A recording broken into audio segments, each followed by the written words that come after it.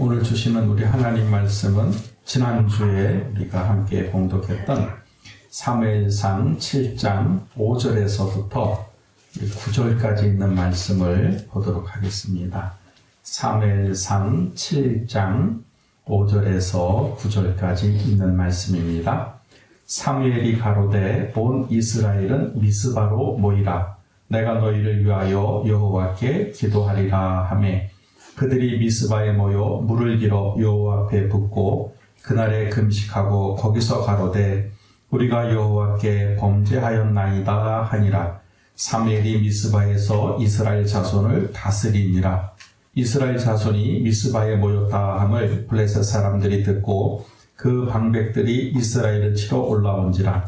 이스라엘 자손이 듣고 블레셋 사람을 두려워하여 사무엘에게 이르되 당신은 우리를 위하여 우리 하나님 여호와께 쉬지 말고 부르짖어 우리를 블레셋 사람의 손에서 구원하시게 하소서. 사무엘이 젖 먹는 어린 양을 취하여 온전한 번제를 여호와께 드리고 이스라엘을 위하여 여호와께 부르짖음에 여호와께서 응답하셨더라.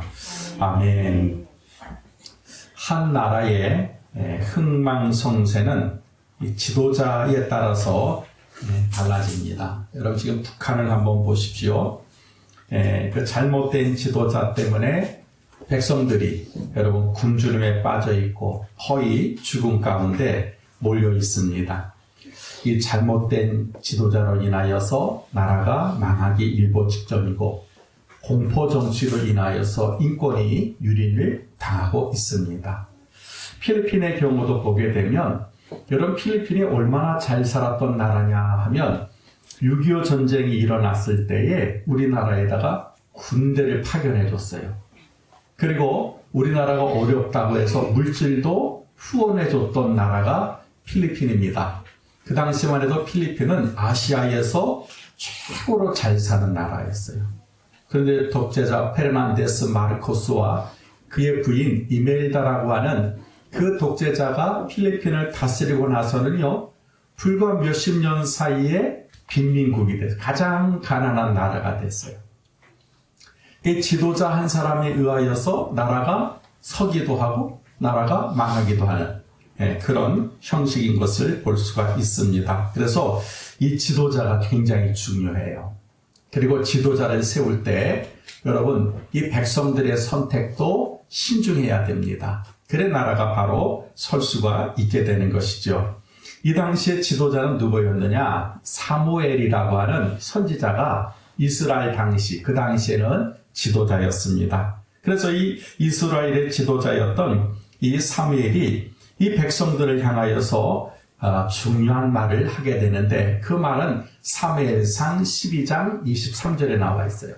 그 말이 뭐냐면 나는 너희를 위하여 기도하기를 쉬는 죄를 여호와 앞에 결단코 범하지 않겠다. 사무엘 이 영적 지도자는 나는 너희들을 위해서 계속해서 기도하겠다. 절대로 나는 기도를 쉬지 않겠다. 이렇게 백성들에게 이제 선언을 합니다. 그리고 하나님 앞에 이제 다짐을 하게 되지요. 여러분, 기도하는 지도자가 있는 나라는 절대로 망하지 않습니다. 그리고 기도하는 민족을 하나님은 언제나 지켜주시고 보호해 주신다는 것입니다.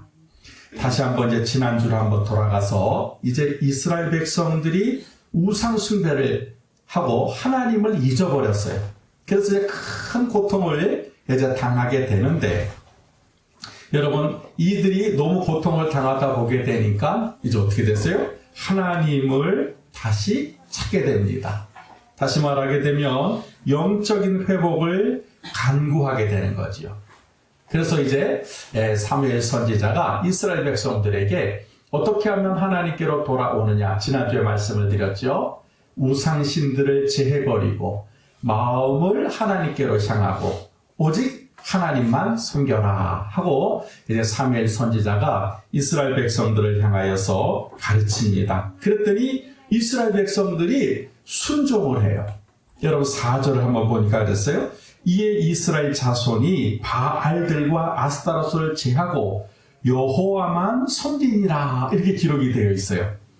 여러분 영적 회복의 가장 첫 번째가 뭐냐면 우상을 제하는 거죠. 우상을 제하는 것. 마치 더러운 옷을 벗어버리고 새 옷을 입는 것과 같습니다. 여러분 그런데 예전에 냄새나고 지저분한 옷 위에 새 옷을 입으면 소용이 없어요. 계속해서 냄새가 나게 되는 것을 볼 수 있어요. 그래서 우리가 새롭게 하기 위해서는 먼저 입고 있었던 더러워진 옷을 벗어버리고 새 옷을 입어야, 그래야 마침내 새롭게 되는 것이죠. 여러분 우리가 하나님께로 돌아오는 것도 똑같습니다. 예전에 섬겼던 우상들을 벗어버려야 돼요. 깨끗하게 벗어버리고 다시 여호와로 새 옷을 입어야, 그래야 신앙의 회복이 이루어지고 영적인 회복이 이루어지게 되는 것입니다. 오늘 성경에 보니까 4절 했잖아요. 바알과 아스다롯을 제하고 여호와께로 돌아왔다. 여호와만 섬겼다. 이렇게 성경은 기록하고 있습니다. 이렇게 우상을 백성들이 제거한 모습을 보고 이제 사무엘이 이스라엘 백성들을 향하여서 단호하게 선포합니다. 그렇다면 미스바로 모이자. 너희들은 다 미스바로 모여라 하고 이제 사무엘이 선포를 하지요. 5절에 그랬잖아요.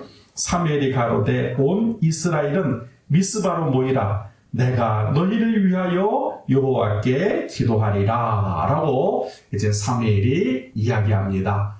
그 백성들의 그런 하나님께로 돌아오려고 하는 그 열정, 그 사모함을 이제 사무엘이 본 거예요.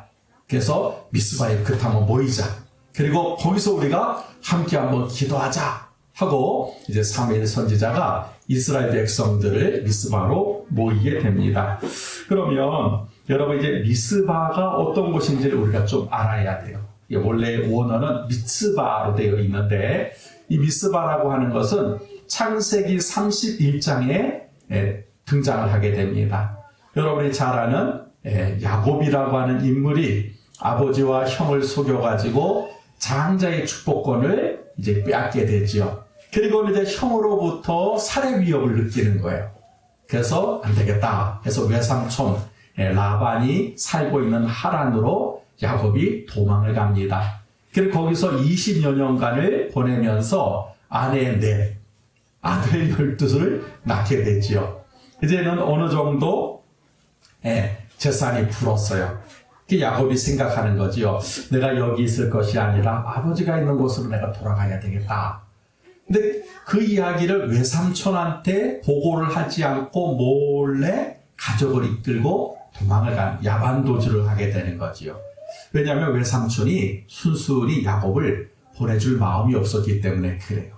이제 3일 길을 도망을 갔습니다. 근데 그거를 외삼촌이 알아차렸어요. 야, 이 야곱 이놈이 도망을 갔구나.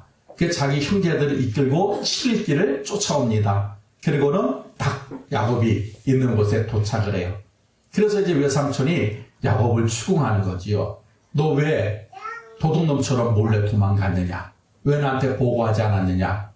그리고 갈 거면 우리 딸들하고 우리 손자들이 나한테 인사를 시켜야지. 너 왜 인사도 안 시켰느냐?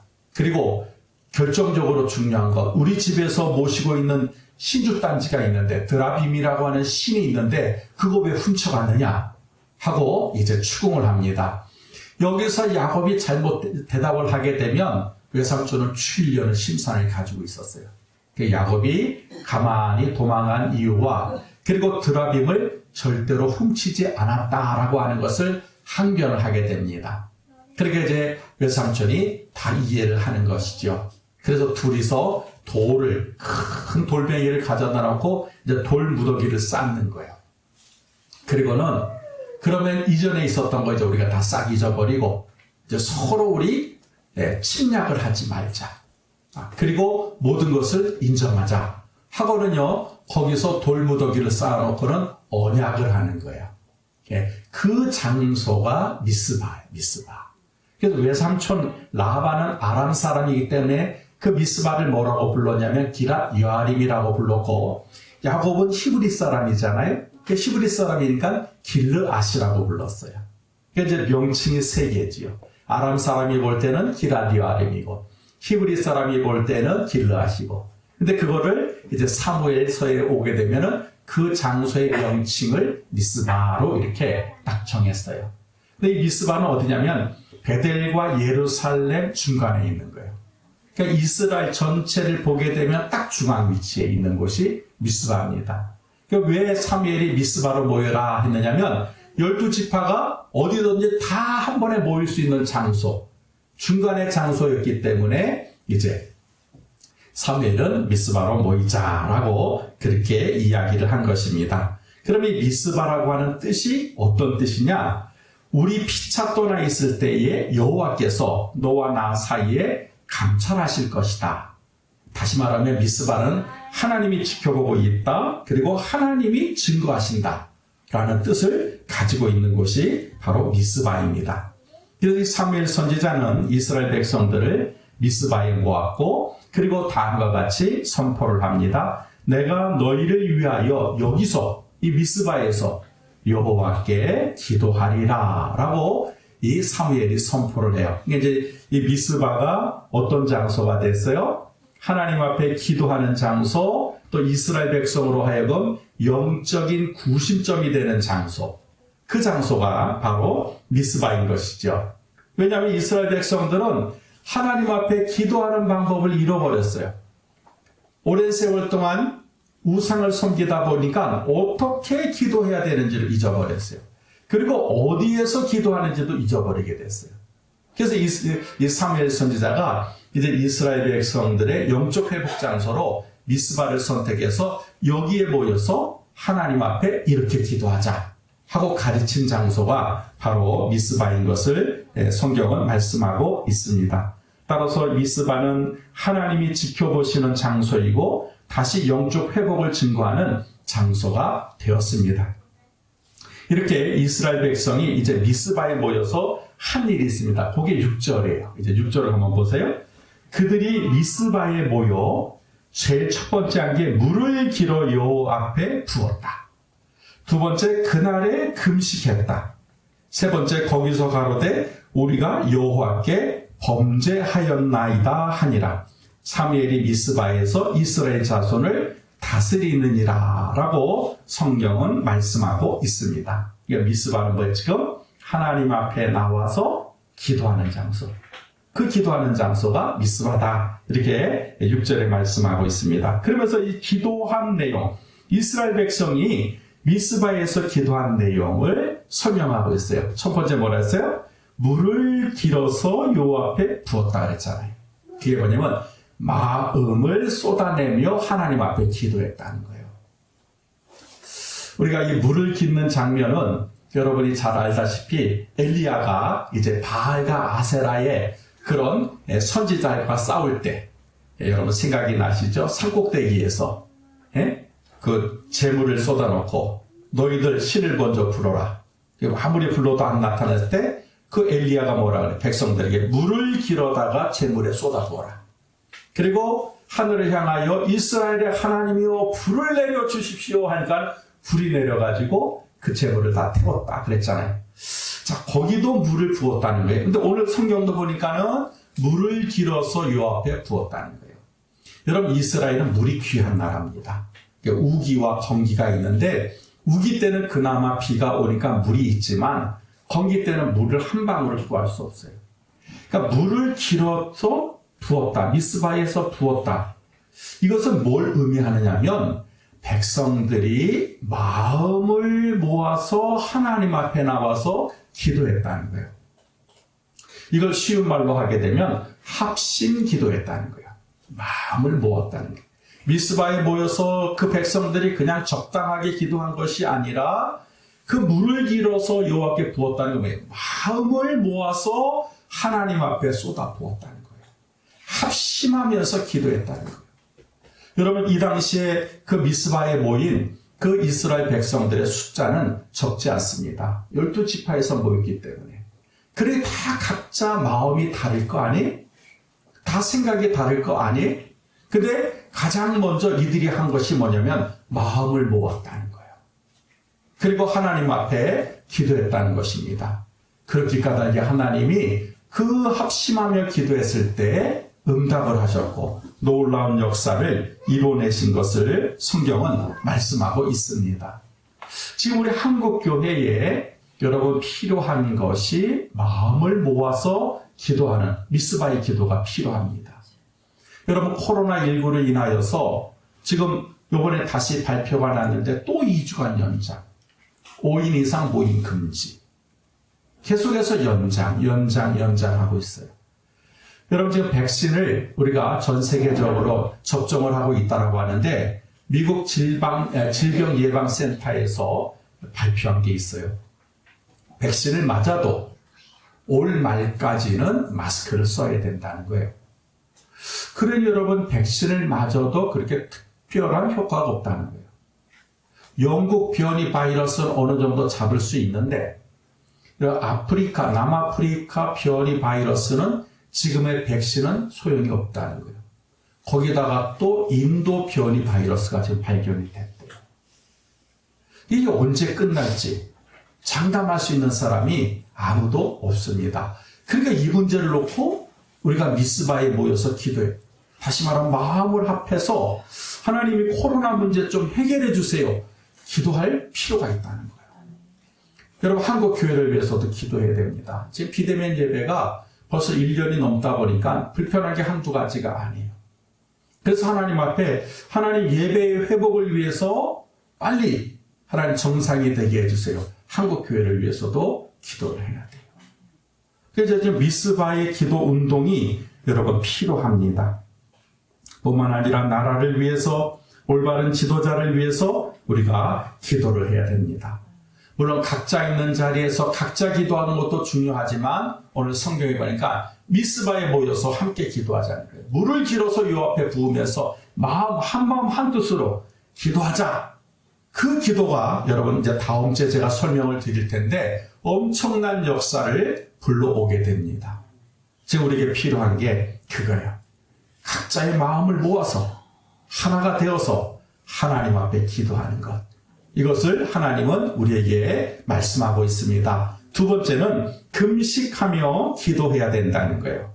성경에 보니까 이스라엘 백성이 물을 길어 요 앞에 붓고 그날에 금식하며 기도했다라고 기록하고 있습니다. 기도할 때 여러분 금식하며 기도할 필요가 있다는 것입니다. 성경에는 세 가지. 국가적인 재난이 일어날 때, 전쟁이 발생했을 때는 금식을 해야 돼요. 그리고 위급한 일을 당했을 때, 나라적으로, 개인적으로 위급한 일이 당했을 때 금식해야 돼요. 세 번째는 개인적으로 큰 고통을 당할 때, 질병이라든지 재앙이라든지 이런 재앙을 당할 때에 금식을 하라라고 성경은 기록을 하고 있습니다. 근데 이스라엘 백성이 오늘 금식했다는 거예요. 그 금식한 이유가 뭐냐면 신앙적 결단을 하기 위해서 금식했다는 거예요. 이제 우리는 바알과 아세라를 물리치고 내가 하나님만 섬기겠습니다 하는 그 신앙적 결단이 금식으로 나타났다는 것입니다. 이스라엘 백성들이 대단한 거지요. 한 사람도 빼지 않고 다 금식했다는 거예요. 여러분 거기는 젊은 사람들만 있었겠습니까? 어린아이도 있었고 노인도 있었고 또 질병에 걸린 분들도 있었을 것이고 임산부도 있었을 거예요. 그런데 한 사람도 빠지지 않고 하나님 앞에 금식했다. 이 말은 뭐예요? 죽기를 각오하고 기도했다는 거예요. 적당하게 기도한 게 아니라 내가 금식했다라고 하는 것은 뭐냐면 생명을 걸고 기도했다는 것입니다. 그래서 우리도 여러분 금식 기도가 필요할 때가 있어요. 언제냐면 새로운 결단을 하거나 새로운 일을 시작할 때 여러분 금식하며 기도하는 것이 좋습니다. 내가 뭔가를 새로운 일을 시작할 때 내 마음을 결단하는, 내가 반드시 이 일을 내가 성공해야 되겠다. 반드시 이것을 내가 이루어야 되겠다 할 때는 금식이 필요하다는 거예요. 한국교회의 아름다운 전통은 목사님들이 금식을 하신다는 거예요. 교회를 개척할 때 또 교회에 어려운 일이 생길 때 목사님들은 지체하지 않고 금식하면서 기도합니다. 저랑 신학교에서 같이 공부한 목사님이 계시는데 이제 남해에 있는 교회에 부임을 하게 됐어요. 조그마한 한 6, 7명 모이는 그런 시골 전형적인 시골교회입니다. 교회 부임을 해서 해야 할 일들이 많이 있는데 우리 친구 목사님이 제일 먼저 한 일이 뭐냐면 교회에서 금식하는 일을 시작했어요. 뭐 신방도 해야 되고 여러 가지로 해야 되지만 다른 거 다 제껴놓고 강단에서 40일 동안 금식하면서 기도하는 일을 시작했습니다. 그래 금식하면서 기도하니 여러분 몸은 피곤하지만 근데 그분이 젊었을 때 폐결핵을 앓아가지고 별로 건강이 좋지 못해요. 그런데도 금식한 거예요. 여러분 그랬더니 교회가 변화가 돼요.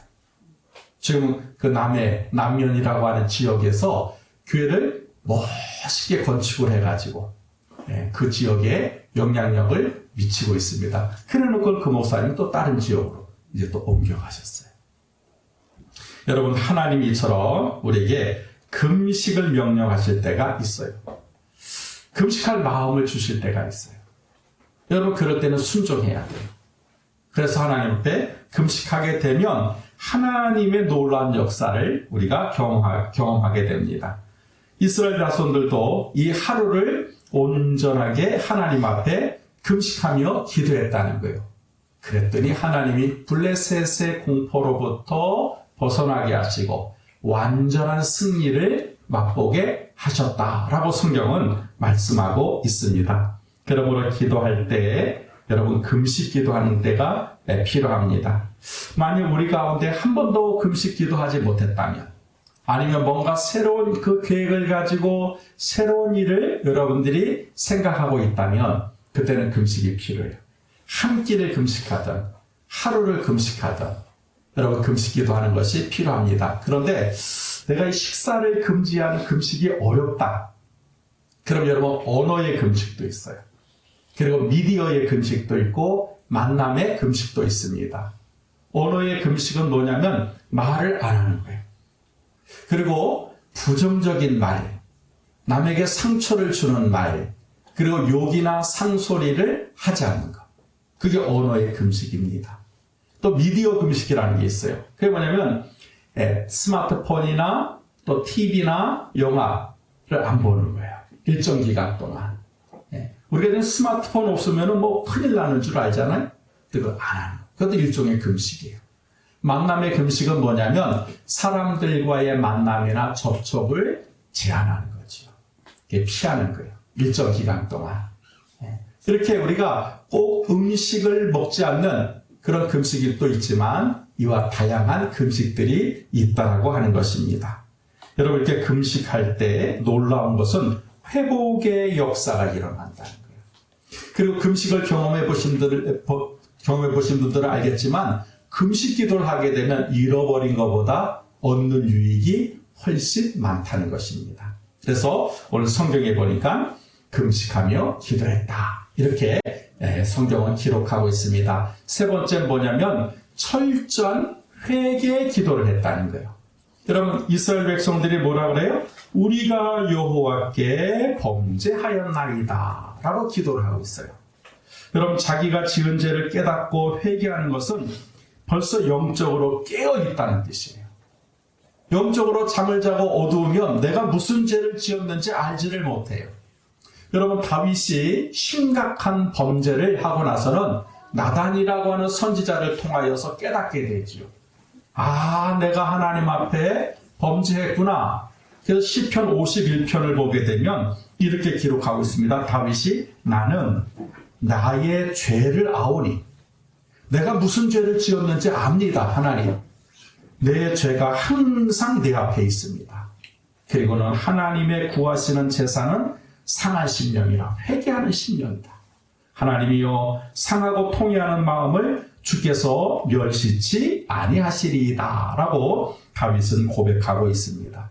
다윗이 이제 깨달은 거예요. 아, 내가 정말 하나님 앞에 엄청난 죄를 지었구나. 여러분 그래서 다윗이 나는 상하고 통회하는 마음으로 하나님 앞에 회개합니다 라고 시편 51편에서 기록하고 있습니다. 근데 성경을 보게 되면 회개가 먼저냐 용서가 먼저냐 아니면 용서가 먼저냐 회개가 먼저냐 이 문제가 참 어떤 때는 구분하기가 어려울 때가 있어요. 어떤 때 보면은 회개도 안 했는데 하나님 용서부터 해주시는 경우도 있고 어떤 때는 또 하나님이 회개를 해야만 용서해 주는 경우가 있어요. 근데 우리가 상식적으로 보게 되면 회개를 하고 난 다음에 용서가 이루어지게 되는 것이죠. 회개, 내가 무슨 죄를 지었는지도 모르는데 용서를 해준다? 그거는 의미가 없는 것 같아요. 그런데 내가 지은 죄를 깨달을 때, 내가 정말 하나님 앞에 범죄했구나. 내가 정말 하나님 앞에 잘못했구나. 그러면 즉각적으로 회개할 때 하나님의 용서가 이루어진다는 것입니다. 여러분, 그런데 많은 사람들이 내가 하나님 앞에 무슨 죄를 지었는지 알지도 못하면서 용서를 구하는 경우가 많이 있어요. 여러분, 그것은 의미가 없습니다. 왜냐하면 내가 회개를 하지 않게 되면 똑같은 죄를 반복하기 때문에 그래요. 왜? 이것이 죄라는 것을 알지 못하기 때문에 그렇습니다. 그래서 오늘 이스라엘 백성들을 보니까 하나님 앞에 우상 숭배한 것에 대해서 철저하게 회개했다는 거예요.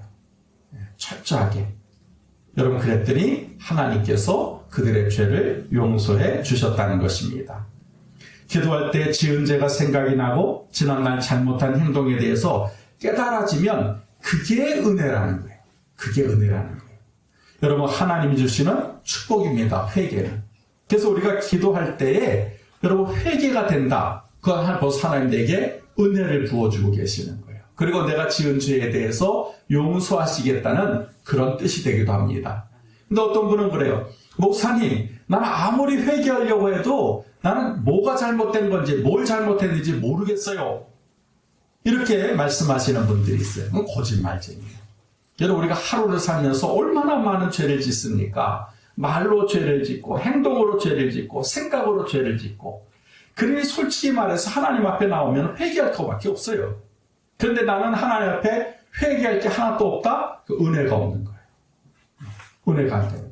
근데 올 때마다 주여, 나는 죄인입니다. 하나님, 나에게 또 실수했습니다. 그래서 하나님 은혜가 임하고 있는 거예요. 그리고 그분은 축복을 받은 사람입니다. 그래서 우리가 기도할 때 내가 지은 죄가 깨달아져야 돼요. 그리고 회개할 때 하나님의 용서가 주어지게 됩니다. 이 중세시대 때 유명한 신학자인 어거스틴이라고 하는 그 어거스틴이 쓴 책 중에서 제일 유명한 게 참회록이라고 하는 거예요. 어거스틴이 자기가 젊었을 때 지은 죄를 낱낱이 책에다 기록을 해요. 얼마나 부끄러운 건지. 근데도 그걸 다 기록을 해요. 그래서 참회록이에요. 근데 그 중에 그 어거스틴이 쓴 그런 놀라운 고백이 있는데 뭐라고 고백을 했느냐? 나의 선한 행위는 당신의 작품이며 당신의 선물입니다. 그러나 나의 악한 행위는 나의 실수이며 당신의 벌을 받아 마땅합니다. 라고 어거스틴은 참회록에서 고백을 했습니다. 여러분, 하나님 앞에 나와 회개할 때 용서가 주어집니다. 그리고 하나님의 은혜와 축복을 경험하게 된다는 것입니다. 이렇게 이스라엘 백성들은 하나님 앞에 나올 때 철저하게 회개하면서 하나님 앞에 기도했다는 것이죠. 네 번째는 여러분, 쉬지 말고 기도해야 된다는 거예요. 쉬지 말고. 이스라엘 백성이 이스라엘 사람들이 미스바에 모였다 하는 말을 듣고 이제 블레셋이 이제 전쟁을 하기 위해서 모여든 거예요.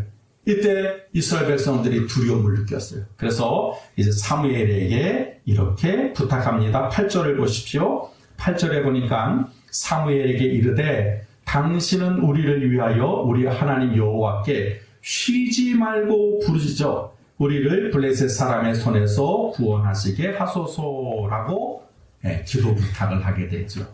지금 위기 상황에 처한 백성들이 두려워서 그 사무엘에게 기도를 부탁하는 거예요. 이걸 우리는 중보 기도라고 해요. 중보 기도. 내 기도의 문제를 나 혼자만 기도하는 것이 아니라 지금 뭐예요? 사무엘에게 부탁하고 있잖아요. 그러니까 내 기도를 다른 사람에게 부탁하는 것, 그것을 우리는 중보 기도라고 합니다. 근데 이 중보 기도를 우리가 착각을 하는데 기도 못하는 사람이, 신앙이 약한 사람이, 능력 있는 사람에게 기도를 부탁하는 것으로 착각을 해요. 안 해요. 여러분, 중보 기도는요, 기도를 나누는 거예요. 그리고 기도를 함께 하는 거예요. 그게 중보 기도입니다. 우리 권사님 보니까 기도 열심히 하시고, 안수 집사님 보니까 기도 열심히 하시니까 저분들한테 부탁하면 될 거야. 아니요.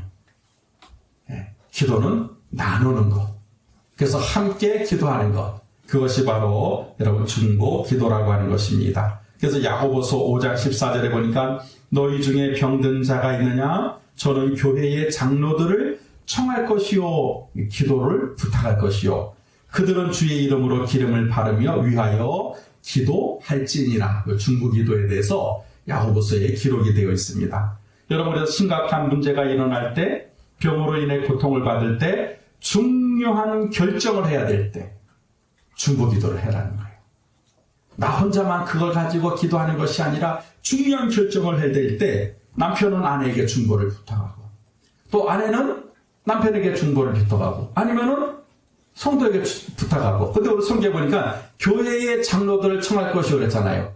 여러분, 교회 지도자들에게도 기도를 부탁할 줄 알아야 돼요. 목사님에게 기도 부탁하고, 또 장로님, 안수집사님, 권사님에게 권사님 나 이런 기도가 지금 필요한데 나를 위해서 기도해 주세요 하고 기도를 나누라는 거예요. 나누라는 거예요. 그래서 특별히 교회의 지도자들과 나누고 교회의 성도들과 나누라는 거예요. 여러분, 이게 중보 기도의 여러분 그 특징인 것을 보게 됩니다. 혼자 하지 말라는 거예요. 근데 이게 기도를 나누면 응답이 빠르다는 거예요. 응답이. 왜 그러냐? 여러분, 중보 기도를 받으면 쉬지 말고 기도하기 때문에 그렇다는 거예요. 응답이 이루어질 때까지 같이 기도하기 때문에 여러분, 그 기도가 응답이 빠르고 또 하나님께서 그 기도를 들어주신다는 거예요. 자, 보세요.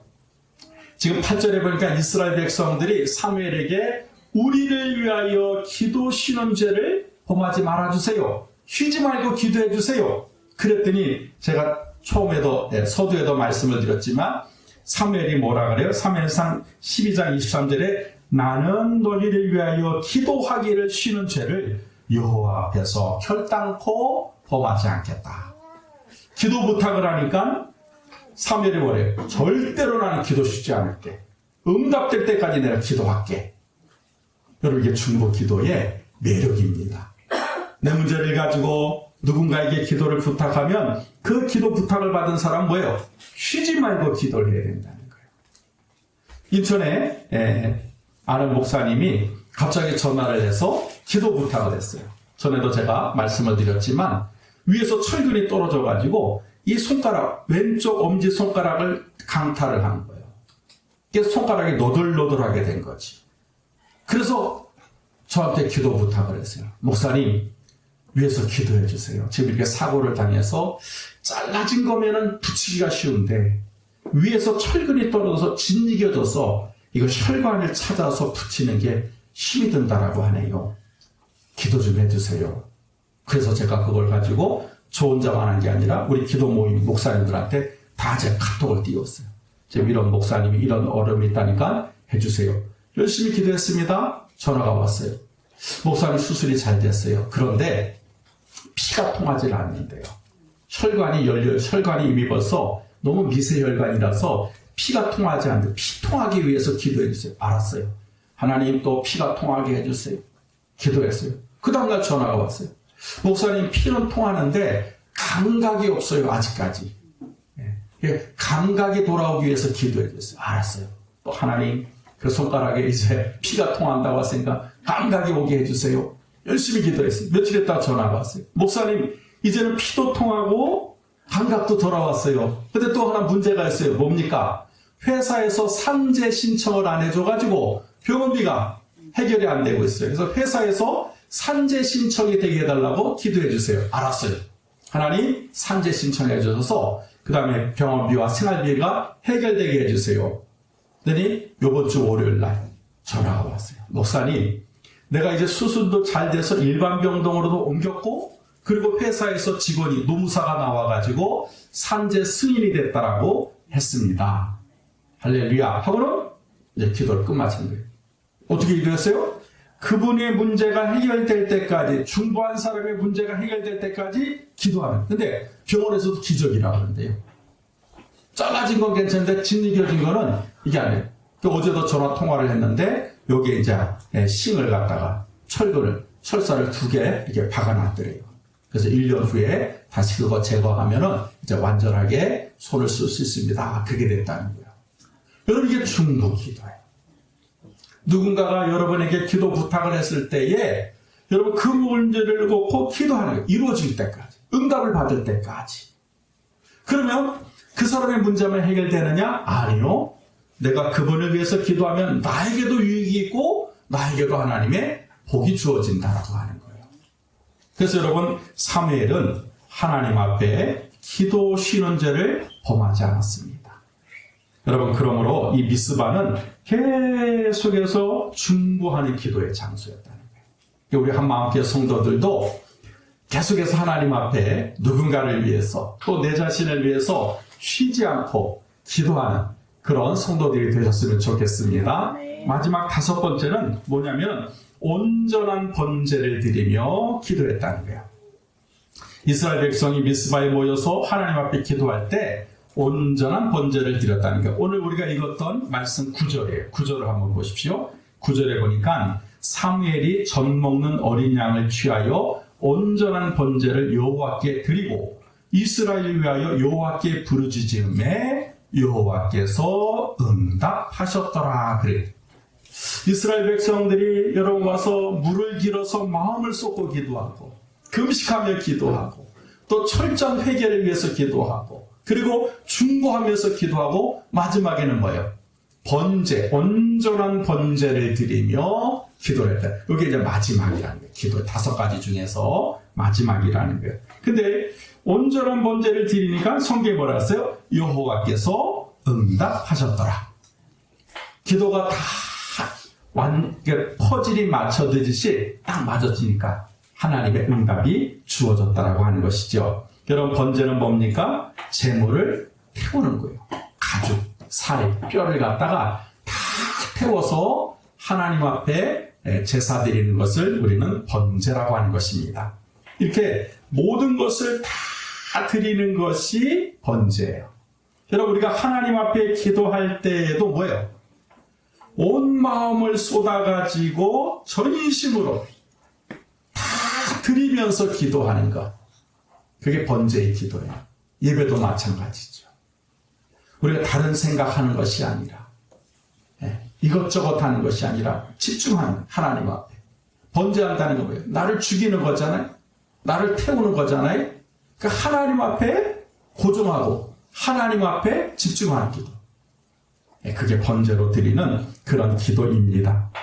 여러분, 이유는 간단하지요? 왜 우리가 하나님 앞에 드리는 기도를 해야 되느냐? 모든 것이 다 하나님이 주신 것이기 때문에 그래요. 생명도, 육체도, 가정도, 자녀도, 물질도 하나님이 주신 것이니까 내가 드릴 수 있는 거예요. 내 거라고 생각하면 못하지요. 근데 이 모든 것이 하나님의 은혜요, 하나님이 주신 것이니까 얼마든지 내가 하나님 앞에 다 쏟아내면서 기도할 수가 있는 것입니다. 오늘 이스라엘 백성을 보니까 미스바에 모여서 온전한 번제로 하나님께 드렸다는 거예요. 그리고 부르짖었다는 거예요. 기도했다는 거예요. 그러니까 오늘 성경에 보니까 하나님이 응답하시더라는 거예요. 여호와께서 응답하셨더라 라고 성경은 기록하고 있습니다. 우리나라 단편 소설의 대가라고 하는 김동리라고 하는 작가가 쓴 그 단편 소설 중에서 등신불이라고 하는 게 있어요. 욕이 아닙니다. 등신이라고 해가지고 등신불이라고 하는 게 뭐냐면 불교의 핵심 교리예요. 여러분, 불교를 믿는 사람들이 부처에게 최고의 공양 방법이 뭐냐? 자기 몸에 불을 붙이는 거예요. 그리고 자기를 태워버리는 거예요. 그래서 그 작품을 보게 되면 그 주인공이 이제 자기가 이제 가는 그 절에 가가지고 가운데서 이제 이제 스님들하고 대화를 해서 내가 등신불이 되겠습니다. 그래서 스님이 허락을 하니까 자기 몸에 휘발유를 붓고 불을 붙여요. 그게 뭐냐면 이 세상에 자신을 태워서 밝은 빛을 비추겠습니다 하는 그런 뜻으로 이제 그 소설이 마무리가 됩니다. 근데요, 옛날에는 그렇게 했대요. 불교의 옛날에는요, 아이를 태우든지 아니면 자기 집안의 한 사람을 부처에게 공양을 하기 위해서 그렇게 불로 태웠다는 거예요. 그게 이제 등신불이라고 하는 것이죠. 물론 잘못된 종교 행위이기도 해요. 근데 이스라엘이 드린 번제는요, 사람이 아니에요. 어린 양을 취하여서 태웠다는 거예요. 그런데 여러분, 어린 양이 탈 때 이스라엘 백성들은 알고 있는 거예요. 저기서 불타고 있는 게 어린 양이 아니라 나다. 내가 죽어야 될 자리에 어린 양이 대신 죽는 거다. 그 어린 양이 누구예요? 예수 그리스도가 되시겠지요. 이제 그걸 보면서 나는 죽었고 예수가 사는 것이다. 나를 태워드려야 되는구나 하면서 하나님 앞에 이제 헌신적인 그런 예배를 드리고 기도하는 것이 번제라고 하는 것입니다. 여러분, 이렇게 하나님 앞에 기도할 때 온전한 번제라고 하는 게 뭐예요? 나를 낮추는 거예요. 그리고 나를 죽이는 거예요. 그게 겸손한 기도라는 거예요. 우리가 마태복음에서 우리가 살펴보았듯이 여러분, 세리의 기도예요. 주여, 나는 죄인입니다. 하나님, 나는 죄인입니다. 그때 하나님이 그 세리의 기도를 보고 계셨다는 거예요. 여러분, 온전한 번제로 드린다라고 하는 게 뭐예요? 하나님 앞에 와서 나를 낮추고 나를 죽이는 거예요. 나를 태우는 거예요. 그러니까 하나님이 응답하시는 것입니다. 여러분, 그러므로 우리도 이와 같이 하나님 앞에 나와 겸손한 기도, 온전한 번제를 드리는 기도를 할 수 있어야 됩니다. 그럴 때 하나님의 응답이 주어지더라고 하는 것이죠. 그래서 여러분, 오늘 미스바에서는요, 기도하는 장소였어요. 그렇죠? 와서 기도의 내용이 기록이 되어 있는 거예요. 그러니까 미스바는 뭐예요? 기도하는 것이요, 영적인 구심점이 되는 것을 성경은 우리에게 말씀하고 있습니다. 사랑하는 성도 여러분, 이제 우리가 사순절을 우리가 이제 지나가고 있어요. 그리고 오늘부터 우리 한마음교회에서 전통적으로 부활절을 앞에 두고 21일 작정 기도회를 이제 시작을 하게 됩니다. 여러분, 여러분의 미스바는 어디입니까? 여러분이 영적으로 하나님 앞에 와서 마음을 쏟을 곳이 어디입니까? 여러분이 하나님 앞에 나와서 회개하며 기도할 장소가 어디냐는 거예요. 여러분, 미스바가 있어야 돼요.